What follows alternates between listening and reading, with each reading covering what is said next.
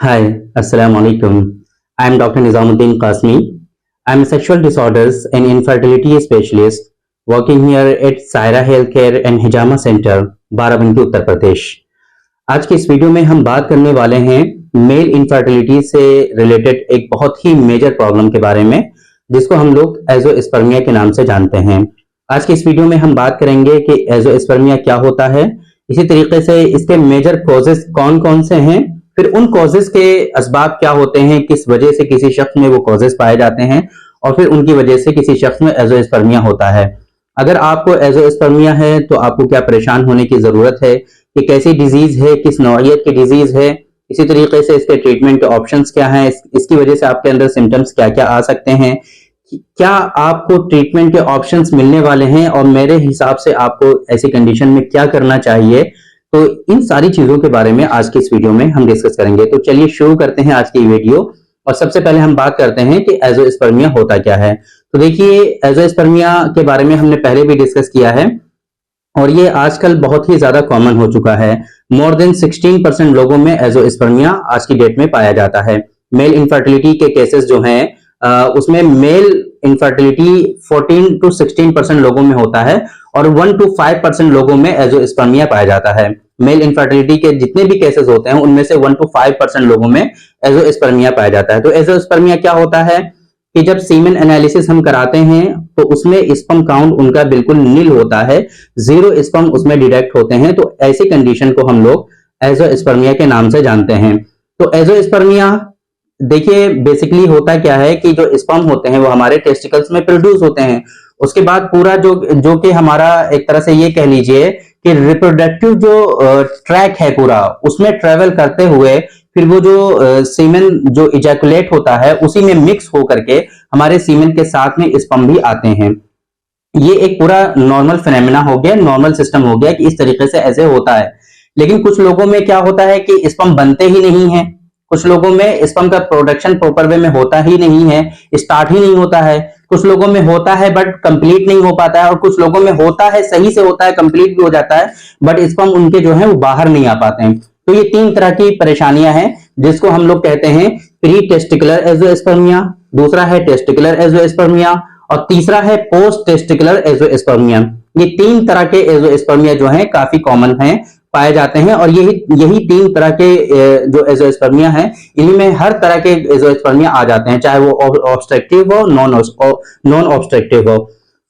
Pre testicular azoospermia क्या होता है, यानी कि मैंने जैसे कि आपको बताया अभी कि स्पर्म का प्रोडक्शन जो होता है वो हमारे टेस्टिकल्स में होता है। तो फिर अब क्या हो रहा है कि उससे पहले की भी कुछ स्टेजेस होती हैं। जाहिर सी बात है हमारा टेस्टिकल्स जो है ऐसे ही तो नहीं स्पर्म बनाने लगता है, उसके लिए कुछ सिग्नल्स होते हैं, उसके लिए कुछ स्टिमुलेशन होता है, उसको पता होता है कि हमें कितने स्पर्म प्रोड्यूस करने हैं। बॉडी का पूरा एक निजाम होता है, अल्लाह ताला ने ऐसे ही नहीं बना दिया है कि जिसका जो फंक्शन है वो करता ही रहेगा। हर चीज का एक सिस्टम है, तो उस सिस्टम को फॉलो करते हुए सारी चीजें अपना काम करती हैं। ये हमारा क्या होता है कि हाइपोथैलेमस में जो पिट्यूटरी ग्लैंड होती है, उस ग्लैंड के थ्रू दो जो है हमारे हार्मोन्स रिलीज होते हैं, जिसको हम लोग एफएसएच और एलएच के नाम से जानते हैं। एफएसएच और एलएच ये क्या करते हैं कि ये स्टिमुलेट करते हैं हमारे टेस्टिकल्स को कि आप सीमेन के प्रोडक्शन को इंक्रीज करिए, सीमेन के प्रोडक्शन को बढ़ाइए। और वो कब करते हैं, जैसे जैसे जब जरूरत पड़ती है तो ये चीजों को स्टिमुलेट करते हैं। तो इसी तरीके से जब जरूरत होती है स्पर्म के प्रोडक्शन की तो यहां से उनका स्टिमुलेशन होता है। अब जाहिर से बात है प्री टेस्टिकुलर एजोस्पर्मिया की बात हम कर रहे हैं, तो इसमें क्या होगा कि कोई हार्मोनल इंबैलेंस होगा, इसी तरीके से उनका जो एफएसएच का लेवल है, एलएच का लेवल जो है वो एबनॉर्मल होगा। तो अब जाहिर सी बात है अगर जो चीज किसी चीज को स्टिमुलेट करने वाली है, अगर उसी में एबनॉर्मलिटीज हो जाएं तो फिर सही से उसको सिग्नल नहीं पहुंचेगा, स्टिमुलेशन नहीं होगा, तो फिर टेस्टिकल्स जो है हमारे स्पर्म का जो है प्रोडक्शन प्रॉपर वे में नहीं करेंगे। तो एक तो ये कंडीशन हो गई कि सारी चीजें सही हैं, स्ट्रक्चर बिल्कुल सही है, नॉर्मल है, उसके बावजूद वहां पे स्पर्म का प्रोडक्शन नहीं होगा, स्पर्म का प्रॉपर वे में प्रोडक्शन नहीं होगा, स्पर्म का प्रोडक्शन स्टार्ट होगा ही नहीं। तो ये कंडीशन आती है जिसको हम लोग कहते हैं pre testicular azoospermia. Pre testicular azoospermia यानी कि सारी चीजें सही हैं, टेस्टिकल भी सही है, प्रॉपर वे में वो काम कर सकते हैं, लेकिन उनको स्टिमुलेंट नहीं मिल रहा है, उनको जो है प्रॉपर वे में गाइडेंस नहीं मिल रही है, कि स्पर्म को प्रोड्यूस करना है, या फिर जिन चीजों की रिक्वायरमेंट होती है वो पूरी नहीं हो पाती है, इस वजह से स्पर्म का प्रोडक्शन नहीं होता है। तो ये नॉन ऑब्स्ट्रक्टिव एजोस्पर्मिया होता है। नॉन ऑब्स्ट्रक्टिव एजोस्पर्मिया यानी कि ऑब्स्ट्रक्शन का इसमें कोई रोल नहीं है, किसी तरह का कोई इशू नहीं है, सिर्फ स्पर्म का प्रोडक्शन स्टार्ट ही नहीं हो रहा है, स्पर्मेटोजेनेसिस हो ही नहीं रहा है। तो एक बात हो गई प्री टेस्टिकुलर एजोस्पर्मिया जो कि नॉन ऑब्स्ट्रक्टिव एजोस्पर्मिया है। दूसरा होता है टेस्टिकुलर एजोस्पर्मिया, यानी कि जो एजोस्पर्मिया है उसका कॉज जो है वो हमारे टेस्टिकल्स में पाया जाता है। वो कैसे होता है कि हमारे जो टेस्टिकल्स हैं उनका माल फंक्शन होता है, टेस्टिकुलर फेल्योर होता है, किसी वजह से किसी कारण से हमारे जो टेस्टिकल हैं वो प्रॉपर वे में वर्क नहीं करते हैं। तो ऐसी सूरत में भी क्या होगा कि स्पर्म का प्रोडक्शन प्रॉपर वे में नहीं हो पाएगा, स्पर्म की जितनी रिक्वायरमेंट है वो सही से नहीं होगी, या स्पर्म का एंड प्रोडक्ट जो है वो नहीं बनकर तैयार हो पाएगा। कुछ साइकिल्स हो सकता है कि उसकी हो, है ना, जैसे कि मैंने कल भी आप लोगों को बताया था कि स्पर्मेटोजेनेसिस की कई सारी लेवल्स होती हैं। तो उन सारी लेवल्स के कंप्लीट होने के बाद एक एंड प्रोडक्ट आपका प्रिपेयर होता है जिसको हम लोग स्पर्म के नाम से जानते हैं। तो फिर आगे चल करके क्या होगा कि ये कुछ स्टेजेस तो होंगी वहां पर, अगर टेस्टिकुलर फेल्योर है या टेस्टिकुलर एट्रोफी है या फिर टेस्टिकुलर कुछ और भी इस तरह के डिसऑर्डर्स हो गए टेस्टिकल्स के, या फिर कुछ लोगों में टेस्टिकल्स है ही नहीं, है ना, जेनेटिकली टेस्टिकल्स ही नहीं है, या फिर कुछ और इश्यूज हो गए, तो उसकी वजह से अब स्पर्म का प्रोडक्शन प्रॉपर वे में नहीं होगा। तो ये जो कंडीशन होती है इसको हम लोग कहते हैं टेस्टिकुलर एजोस्पर्मिया।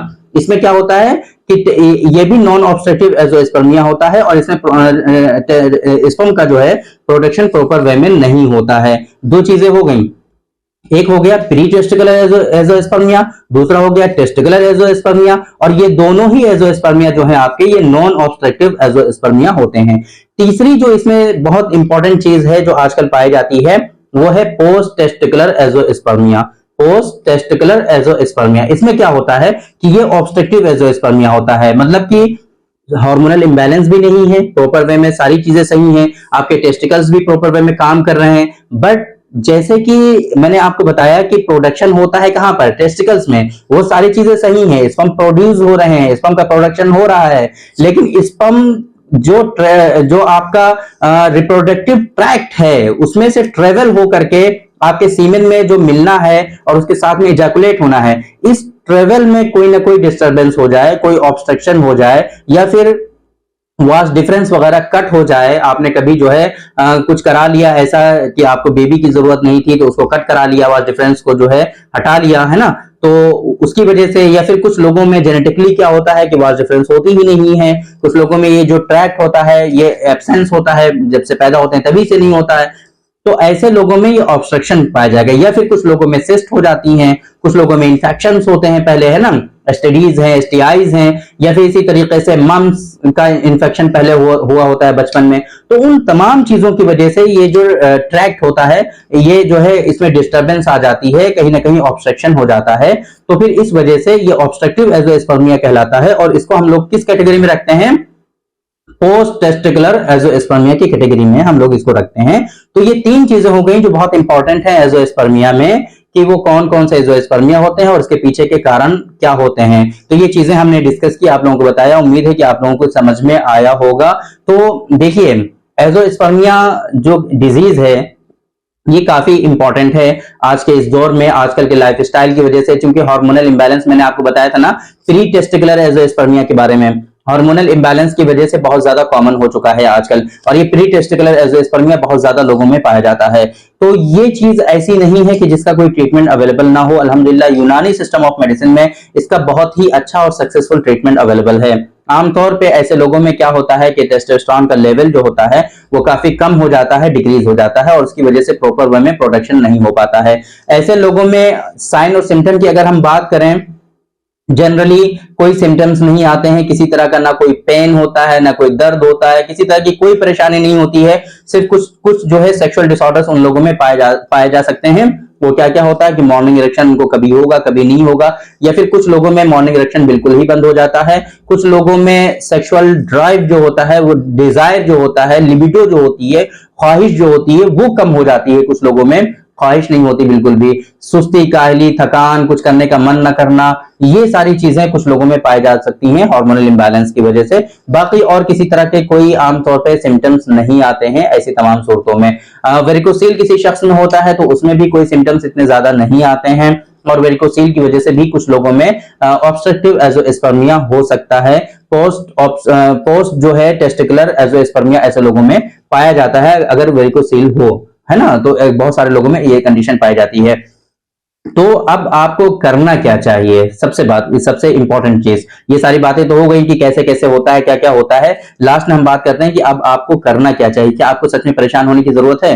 तो मैं कहूंगा बिल्कुल परेशान होने की जरूरत नहीं है। अगर आपको एजोस्पर्मिया है या फिर ओलिगोस्पर्मिया है, स्पर्म का प्रोडक्शन प्रॉपर वे में हो ही नहीं रहा है, या फिर हो रहा है लेकिन कम हो रहा है, ओलिगोस्पर्मिया आ रहा है, प्रॉपर वे में काउंट आपके नहीं आ रहे हैं, तो मैं कहूंगा कि आपको हरगिज परेशान होने की जरूरत नहीं है। ये कोई ऐसी डिजीज नहीं है कि जिसका ट्रीटमेंट अवेलेबल नहीं है।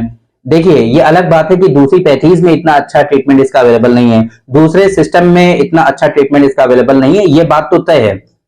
लेकिन यूनानी सिस्टम ऑफ मेडिसिन में इसका बहुत अच्छा ट्रीटमेंट अवेलेबल है और अल्हम्दुलिल्लाह इसका सक्सेसफुल ट्रीटमेंट हमारे यहाँ से डिलीवर होता है। तो अगर आप, और मैंने अभी आप लोगों को पिछली एक दो वीडियोस में मैंने कुछ पेशेंट के बारे में डिस्कस किया था कि उनको एजोस्पर्मिया था, तो किस तरीके से उनको जो है रिकवरी हुई, किस तरीके से उनका स्पर्म काउंट इनहांस हो गया काफी तेजी के साथ, हालांकि उनमें टेस्टिकुलर एट्रोफी भी थी, वेरिकोसील भी था। वो सारी चीजें हमने डिस्कस की हुई हैं आप लोगों से, वो वीडियोस आप हमारी देख सकते हैं, अवेलेबल हैं यूट्यूब पर। तो ये ऐसा नहीं है कि इसका ट्रीटमेंट नहीं है, बस ये है कि सही से जो ट्रीटमेंट का कॉन्सेप्ट है, लाइन ऑफ ट्रीटमेंट जो है, उसूल इलाज जो है, उसको सही से आपको फॉलो करना है और सही से ट्रीटमेंट करना है। जो वक्त इसके लिए रिक्वायर्ड है उस वक्त में आपको सब्र के साथ प्रॉपर वे में ट्रीटमेंट लेना है। जो एक्सरसाइजेस हम कुछ कंडीशन में बताते हैं उन एक्सरसाइजेस को प्रॉपर वे में फॉलो करना है। जो डाइट हम आपको बताते हैं उस डाइट को आपको सही से फॉलो करना है। इंशाल्लाह ये सारी डिजीजेस आपकी बहुत ही तेजी के साथ रिकवरी होने लगेगी और ये डिजीज आगे चल करके आपकी क्योर हो जाएंगी। किसी तरह की कोई घबराने वाली बात नहीं है। तो अगर आप परेशान हैं ओलिगोस्पर्मिया से, एजोस्पर्मिया से, सेक्सुअल डिसऑर्डर से, मेल इनफर्टिलिटी से, फीमेल इनफर्टिलिटी से, फीमेल में प्रॉब्लम्स हैं, तो इन तमाम चीजों का ट्रीटमेंट आपको यूनानी सिस्टम ऑफ मेडिसिन के थ्रू, हर्बल मेडिसिन के थ्रू आपको सक्सेसफुल मिल सकता है। और बस सबसे अच्छी बात यह है कि आपको इसके लिए कहीं जाने की जरूरत नहीं है, टाइम स्पेंड करने की जरूरत नहीं है। सिंपली आप हमसे ऑनलाइन कंसल्टेशन ले सकते हैं। पूरी दुनिया में आप कहीं भी हो, आसानी से हमारा कॉल पे डिस्कशन हो जाता है। आप अपॉइंटमेंट हमारा बुक कर सकते हैं। डिस्प्ले पे जो आपको हमारा हेल्पलाइन नंबर शो होता है, इसी नंबर पे आप हमारा अपॉइंटमेंट ले सकते हैं और फिर कॉल पे डिस्कशन होने के बाद, आपके रिपोर्ट्स को देखने के बाद एक जो निष्कर्ष निकलता है, जो डायग्नोसिस बनती है, उसके अकॉर्डिंग हम मेडिसिन एडवाइस कर देते हैं और फिर वो मेडिसिन भी आपको बाय कोरियर आपके एड्रेस पे भेज दी जाती हैं। तो बहुत आसान है, बहुत इजी है, आसानी से आप ये ट्रीटमेंट हासिल कर सकते हैं और इन डिजीजेस को आप अपनी क्योर कर सकते हैं। तो थैंक यू वेरी मच, बहुत बहुत शुक्रिया आपका। आज के इस वीडियो में इतना ही। इंशाल्लाह कल पे मुलाकात होगी आपसे एक दूसरी वीडियो में, हम डिस्कस करेंगे आपसे एक दूसरे टॉपिक पर। तब तक के लिए आप हमें इजाजत दीजिए। अस्सलाम वालेकुम।